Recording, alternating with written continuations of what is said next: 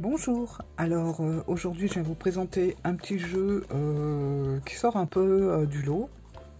Voilà, c'est le Food Fortune ou Food Fortuness, je sais pas trop comment on prononce. Donc voilà, alors c'est un jeu moi qui m'a attiré tout simplement parce que je trouvais que les cartes avaient un petit côté rétro très sympathique. Voilà, donc je vais vous dire un petit peu ce que j'en pense et je vais vous montrer les cartes. Alors déjà je vais passer par le petit comment on peut appeler ça, c'est même pas un livret là, il y a 3 pages, 4 pages, ouais mais à peine. Donc voilà. Alors bon, c'est tout en anglais, mais c'est marrant parce que l'auteur explique un peu toute l'histoire de ce jeu. Alors est-ce que c'est vrai ou pas, j'en doute. Et il nous fait toute une romance un peu à la Mildred Penn, dans le sens où, dans son introduction, il raconte qu'on a entre les mains un outil de divination. Bon, déjà ça, divination par la boue, je veux bien, mais je sais pas, je suis pas convaincu. Mais bon, en tout cas, il a le mérite d'être drôle, ce tarot, entre guillemets. Donc il dit que c'est un outil de divination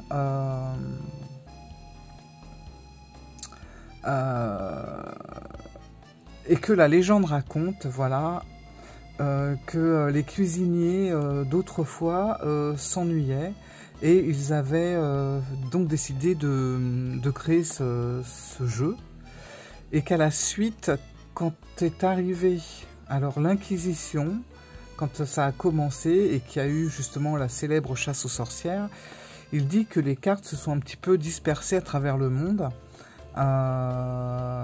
et que ça a été volontaire pour éviter d'être puni pour hérésie. Voilà.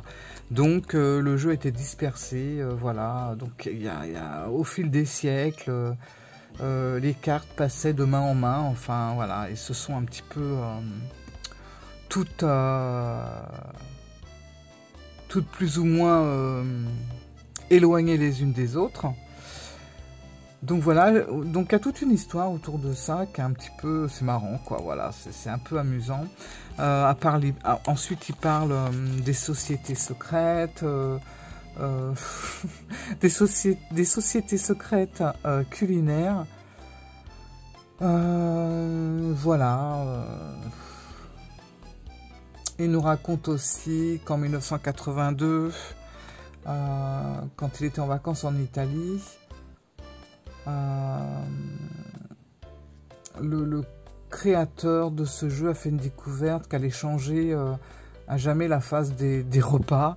Enfin, je vais pas tout vous raconter parce que bon, déjà tout est en anglais, c'est un petit peu chiant, mais bon, c'est un petit peu tiré par les cheveux quand même. Donc je doute que ça soit vrai, tout ce qui est raconté, mais malgré tout, il y a toute une histoire autour de ça assez mystérieuse. Voilà. Donc ça, c'est la petite histoire du jeu. Et puis après, on va rentrer dans le jeu. Alors, il nous propose quelques tirages. Alors, j'avoue que je ne les ai pas tous compris.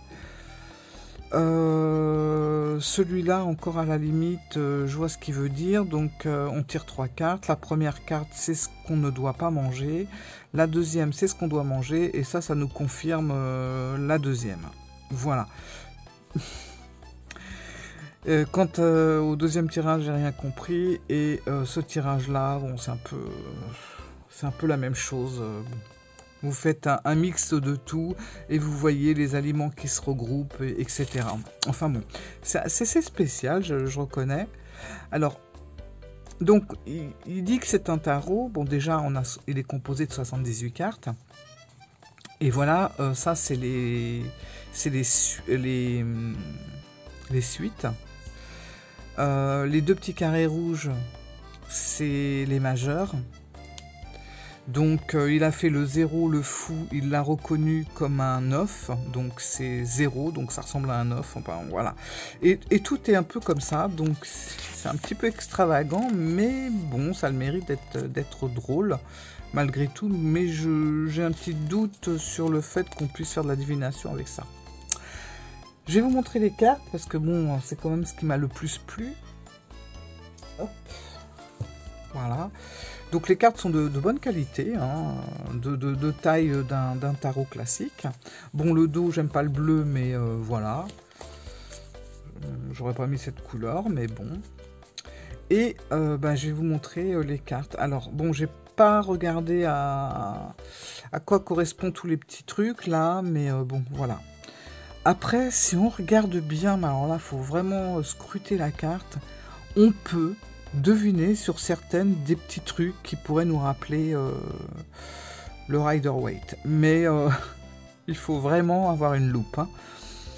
Donc voilà, ben, je vais vous les présenter, ne serait-ce que pour la beauté des dessins et la couleur. Je trouve que ben, ça a quand même le mérite d'être, d'avoir un petit côté ancien, assez sympathique.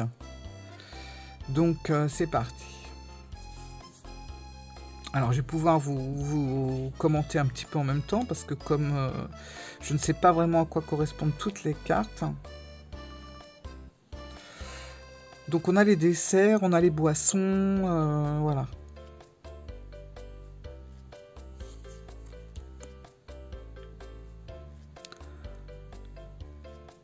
Donc là, on sait que c'est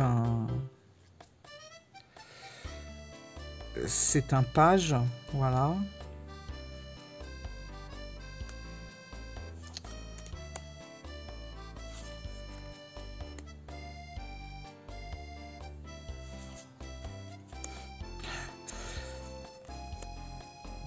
Donc là, on a le trio.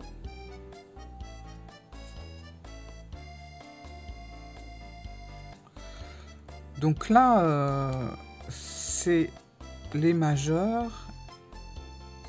Et on a le 10. Donc pour moi, le 10, c'est la roue de fortune. J'avoue que je ne vois pas le rapport avec le sandwich.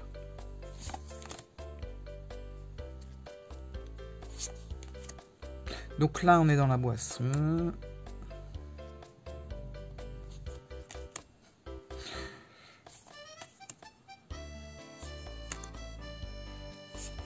Après, bon, y a des personnes qui disent que pour des collectionneurs, c'est un jeu très intéressant. Parce que bah déjà, c'est pas un jeu qui va être édité 107 ans, quoi. Et à un moment donné, il va disparaître. Donc c'est vrai que souvent, ce genre de jeu, une fois qu'ils disparaissent, c'est pas qu'ils prennent de la valeur, mais ils deviennent beaucoup plus intéressants auprès du public. Voilà. Même si, bon, honnêtement, faire un tirage avec ça, ça me semble un petit peu compliqué. À moins qu'on ait de forts ressentis par rapport à ce qui se passe et le plat qu'on a en face. Donc là, on a les sushis. Voilà.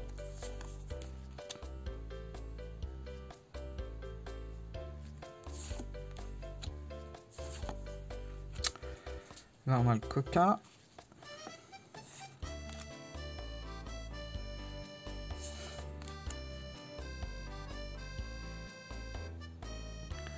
Voilà, après, on peut trouver quelques petites interprétations par rapport à ça. Alors ça, c'est une carte majeure et logiquement, avec le 6, pour moi, c'est les amoureux. Voilà. Donc, est-ce qu'il y a un rapport avec le hot dog? Je ne sais pas. Ouais, bon... Je sais pas. Ça me laisse un peu perplexe, j'avoue. Mais ceci dit, j'adore les dessins. Franchement, si on pouvait nous faire un tarot ou un oracle avec ce genre de dessin, moi, ça me plairait bien.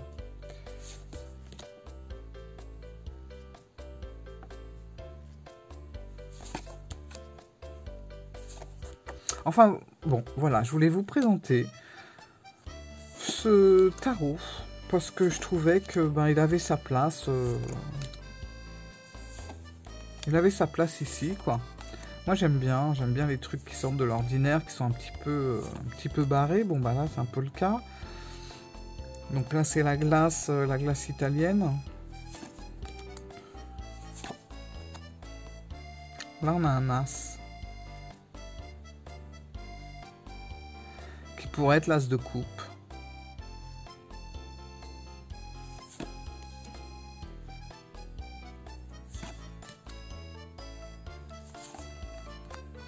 Là, on a un autre as.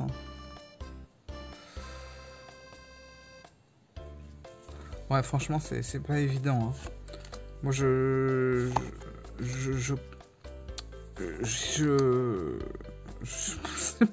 sais même pas quoi dire, en fait.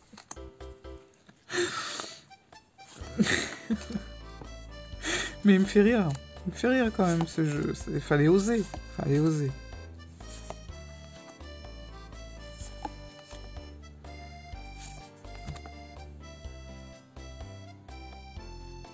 Donc là, on a une reine hein, qui est représentée par un poulet. On en a une autre. Qui serait plutôt une salade.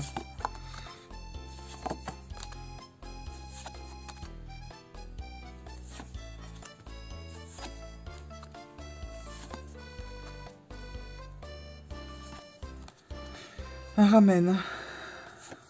Après les sushis.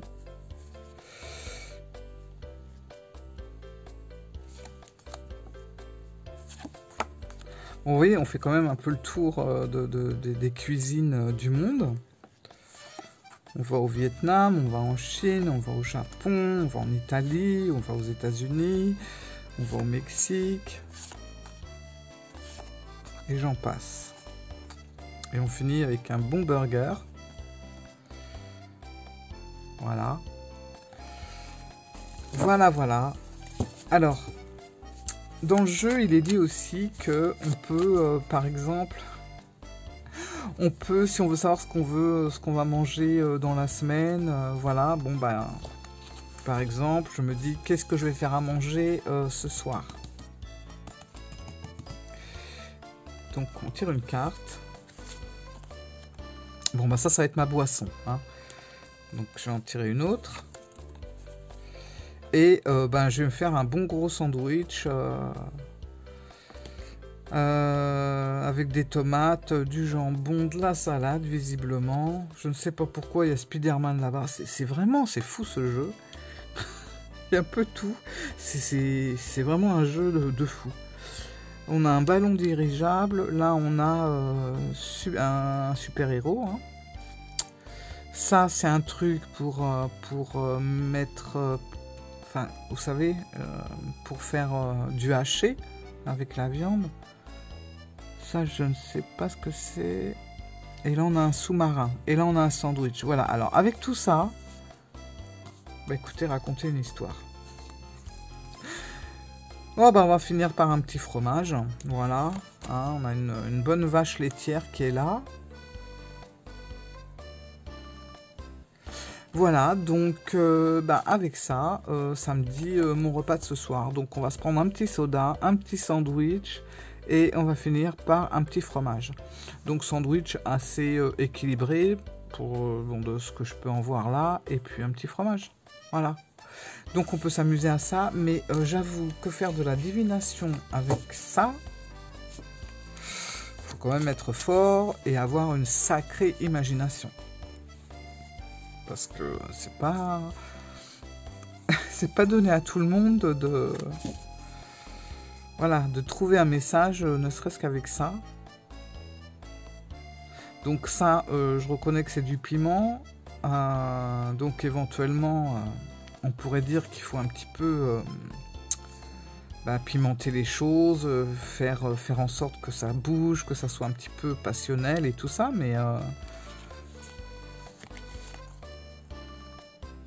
ça, spaghetti bolognaise. Enfin bon, voilà. En tout cas, je voulais quand même vous le présenter parce que c'est pas un jeu, à mon avis, qu'on voit partout lors de tirages. N'empêche que je serais curieuse de voir des tirages avec ce jeu-là. Mais ceci dit, c'est amusant et je vous dis, voilà, pour les gens qui collectionnent, pourquoi pas. Voilà, hop, ce petit jeu, plutôt à l'ancienne, que je voulais vous présenter. Bon, bah écoutez, j'espère que vous n'êtes pas endormis devant la vidéo, parce que là, j'avoue, bon, voilà, hein. En tout cas, si vous voulez vous abonner, vous pouvez cliquer sur la petite image qui va apparaître ici. Si vous voulez voir une autre vidéo, vous pouvez cliquer sur une autre qui va s'inscrire là. Et puis, bah écoutez, un petit pouce si ça vous dit, si ça vous a plu malgré tout. Mettez un petit pouce et voilà. Je vous dis à bientôt. Au revoir.